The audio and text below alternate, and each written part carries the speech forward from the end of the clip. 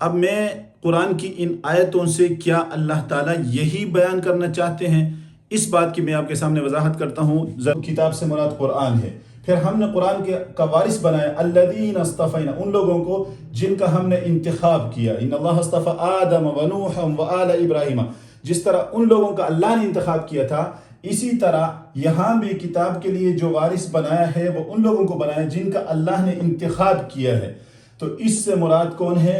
امام لوگ ہیں، ائمہ حضرات ہیں۔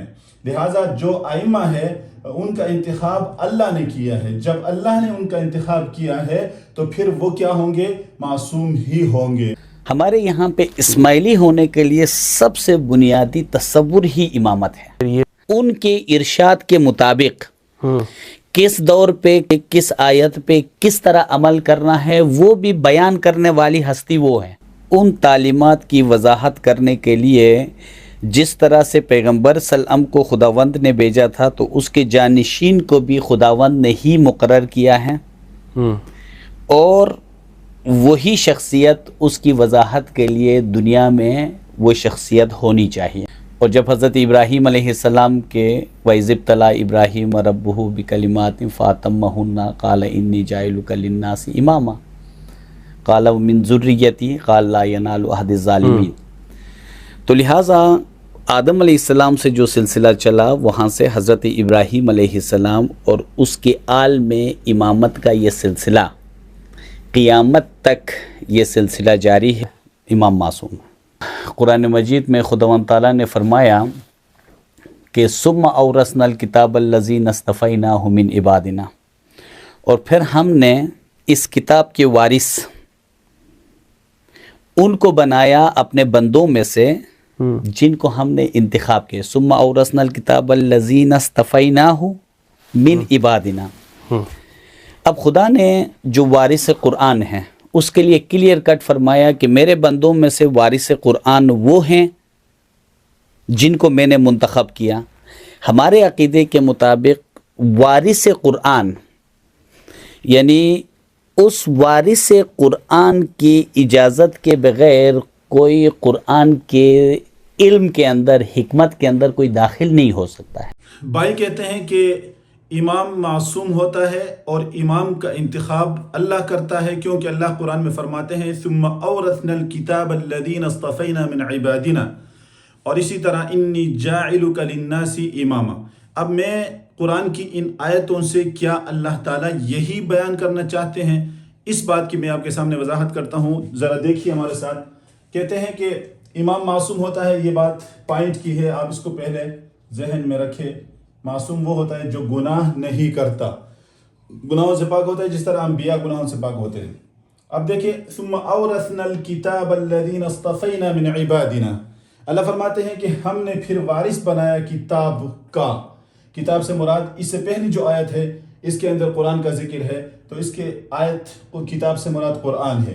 پھر ہم نے قرآن کا وارث بنایا الذین اصطفینا، ان لوگوں کو جن کا ہم نے انتخاب کیا۔ ان اللہ اصطفى آدم ونوحا وآل ابراہیم، جس طرح ان لوگوں کا اللہ نے انتخاب کیا تھا، اسی طرح یہاں بھی کتاب کے لیے جو وارث بنایا ہے وہ ان لوگوں کو بنایا جن کا اللہ نے انتخاب کیا ہے۔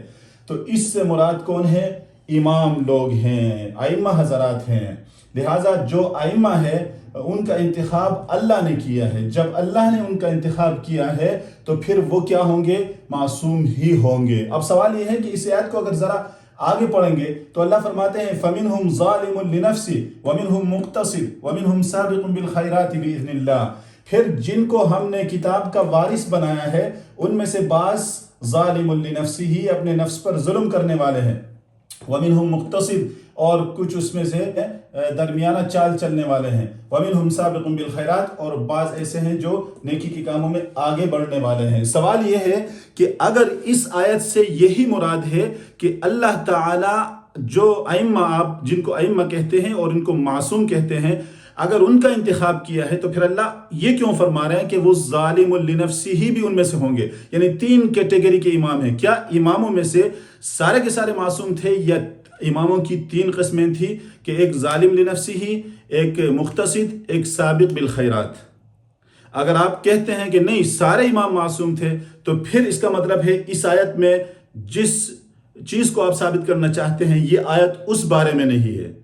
اگر آپ کہتے ہیں نہیں یہ آیت اس بارے میں ہے تو پھر آپ کو یہ ماننا پڑے گا کہ امام معصوم نہیں ہوتا.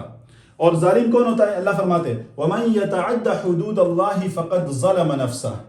ایک جگہ تو اللہ فرماتے ہیں ان الشرک لظلم عظیم. ظلم جو سب سے بڑا ظلم ہے وہ شرک ہے. اس کے علاوہ جو وَمَن يَتَعَدَّ حُدُودَ اللَّهِ فَقَدْ ظَلَمَ نَفْسَهُ, جس نے اللہ کے حدود کو تجاوز کیا اس نے اپنے نفس پر ظلم کیا. نہ ظالم لنفسہ کا مطلب ہے کہ ان میں سے کچھ کتاب کے وارثین میں سے کچھ ایسے ہیں جو اللہ کی حدود کو کراس کرنے والے ہیں, اللہ کی حدود پر اسٹاپ نہیں کر سکتے, اللہ تعالیٰ کی منہیات کا ارتکاب کریں گے, اللہ تعالیٰ کی مأمورات کو بجا نہیں لائیں گے. تو یہ ہو گیا. اور انی جاعلک للناس اماما, اس سے استدلال کرتے ہیں انی جاعلک للناس اماما. جب اللہ نے ابراہیم علیہ السلام کو فرمایا کہ میں آپ کو امام بنانے والا ہوں تو انہوں نے کہا قال ومن ذریتی, میری اولاد میں سے بنا دے. تو فرمایا تھا لا ینال عہد الظالمین, میرا یہ جو وعدہ ہے یہ ظالم کو نہیں پہنچے گا. جب ظالم کو نہیں پہنچے گا, ادھر اللہ فرماتے ہیں کہ ہم نے کتاب کا وارث بنایا ہے, یعنی اماموں کا انتخاب کیا ہے, تو پھر اس میں سے بیچ میں سے ظالم کہاں سے آ گیا؟ آپ اس سے بھی استدلال کرتے ہیں, اس سے بھی استدلال کرتے ہیں.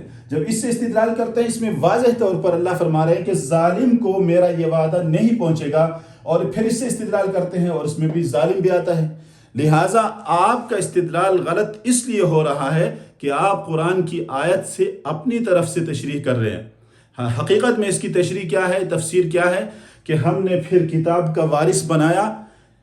امت محمدیہ اس سے مراد ہے, ساری امت اس سے مراد ہے جو قرآن کی تعلیمات پر عمل کرنے والے ہیں. اور پھر اس امت محمدیہ میں سے 3 کیٹیگری کے لوگ ہیں. کچھ تو ایسے ہیں کہ نیکی میں آگے بڑھنے والے ہیں, اور کچھ ایسے ہیں کہ کچھ گناہ کچھ نیکی, اور کچھ ایسے ہیں کہ اپنے اوپر ظلم کرنے والے ہیں, اللہ کے حدود کو پامال کرنے والے ہیں. تو یہ بات تو ٹھیک ہے, امت محمدیہ تو معصوم نہیں ہے, کتاب کا وارث تو ہے لیکن معصوم نہیں ہے. لہٰذا اس آیت سے استدلال کر کے یہ کہنا کہ امام معصوم ہوتا ہے اور ان آیتوں سے امام کا انتخاب مراد ہے, یہ بات درست نہیں ہے. امام معصوم